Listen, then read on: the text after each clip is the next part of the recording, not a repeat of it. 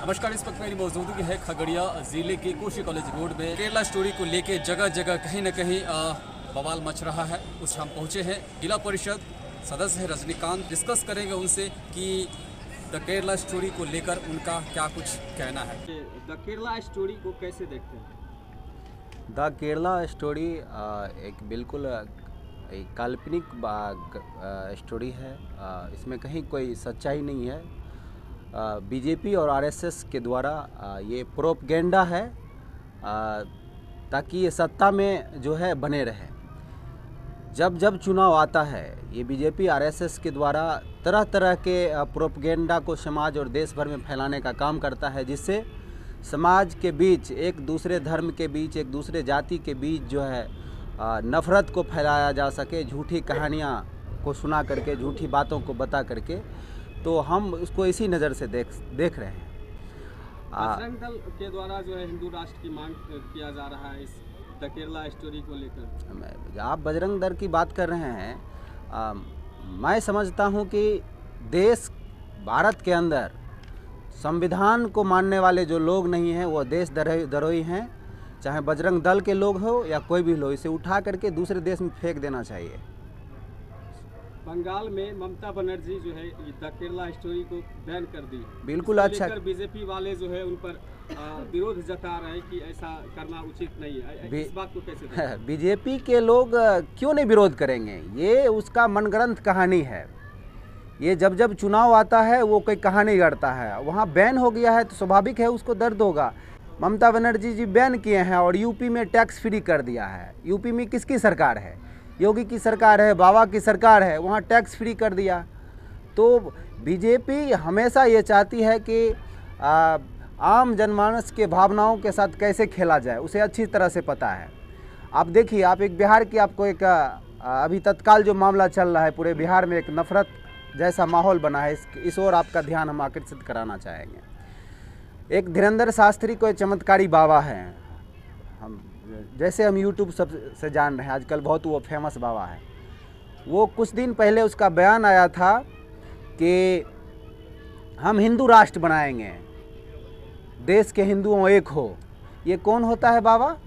ये बाबा का काम है प्रवचन करना, पूजा पाठ करना। समाज में जो है बाबा को हम लोग देखते थे कि भाई एक दूसरे से लोग को जोड़ने की बात करता है, कि आपस में नफ़रत फैलाने की बात करता है। ये कौन है धीरेंद्र शास्त्री जो हिंदू राष्ट्र बनाने की बात करता है? संविधान क्या इस बात को बोलने की इजाज़त देता है? ऐसे लोगों को जेल में होना चाहिए। जो कि इसके बाद बिहार आता है। बिहार में किसकी सरकार है? बिहार में महागठबंधन की सरकार है। जहाँ जहाँ बीजेपी की दाल नहीं गलती है वहाँ पर विशेष तरह से प्रोपगेंडा को फैलाया जाता है। जहाँ इसका सरकार नहीं है वहाँ ये प्रोपगेंडा फैलाता है। अब केरला में, केरला का नाम लेते हैं, स्वाभाविक एक आगे दृश्य आता है कि एक शिक्षित राज्य, जहाँ पढ़े लिखे और सक्षम संपन्न सब लोग हैं। वहाँ पे केरला इस चीज़ के लिए जाना जाता है। क्या लगता है उसको बदनाम करने की? बिल्कुल, केरला में पढ़े लिखे लोग हैं। वहाँ भाजपाइयों की, आरएसएस का आज तक दाल नहीं गला है, इसलिए उसको दिक्कत है इस बात से, जिस कारण से ये झूठा आंकड़ा पेश किया जा रहा है। जो 2006 से 12 के बीच जो वहाँ के तत्कालीन जो मुख्यमंत्री थे, उसका जो आंकड़ा आया था वो आंकड़ा था लगभग 6000, जिसमें 3000 हिंदू जो है धर्म का परिवर्तन किए थे, तो उसमें 3000 मुस्लिम। तो इसको क्या किया, हिंदू को छोड़ दिया है। ये मुस्लिम वाला मामला को ये पकड़ लिया, तो इसका तो प्रोपगेंडा है। उसके बाद उसमें 10% का बढ़ोतरी करके ये 32,000 का आंकड़ा दे रहा है। ये किसका आंकड़ा है? ये सेंसर बोर्ड का आंकड़ा है। ये जो फिल्म बनाने वाले, जो ये मोदी जी का जो चमचाई करने वाले कुछ जो फिल्म निर्माता हैं, कुछ जो चाटुकार लोग हैं, ये उनका आंकड़ा है या सरकार का आंकड़ा? सरकार आंकड़ा दे कि 32,000 लोगों ने इस तरह का है। सरकार क्यों नहीं सरकार चुप क्यों है? सरकार को इस पे मुखर होकर के, देश में भाजपा का सरकार है, उसको तो इसको निकाल लेना चाहिए कि भाई 32,000 हिंदू का, अगर उसमें भी महिला का, लड़कियों का सवाल है तो वो फिर कहाँ गया? वो तो कर ही सकता है। ये कुछ नहीं है, ये बीजेपी का प्रोपगेंडा है।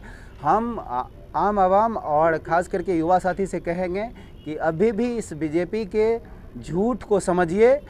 मोदी जी के बात को अब कोई सुनना नहीं चाहता है, देश इसके बात को बोरिंग समझता है, बोरिंग लेने लगा, इसके बात को अब कोई सुनने वाला नहीं है। तो अब ये अलग तरीका के हथकंडा अपनाया है। लोगों की संख्या में जो है खगड़िया में बजरंग दल के जो नेता है वो महिलाओं को लेकर, लड़कियों को लेकर जो है कृष्णा टॉकीज में फिल्म दिखाए, और इस बात को जो है आप कैसे देखते हैं?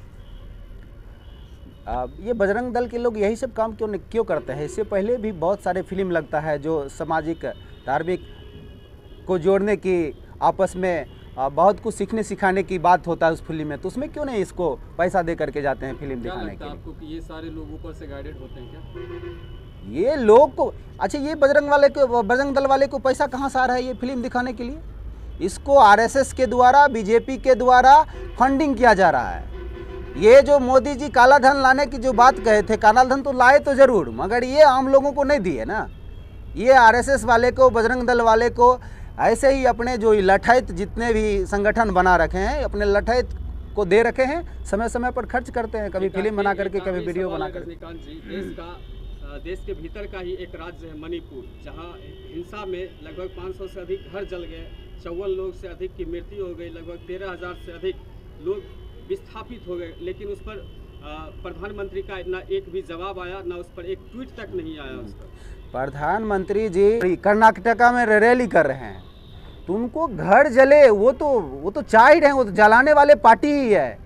देश जले, घर जले, सेना मरे, उसको कुछ लेना देना है? उसके ऊपर उसको राजनीति करना है।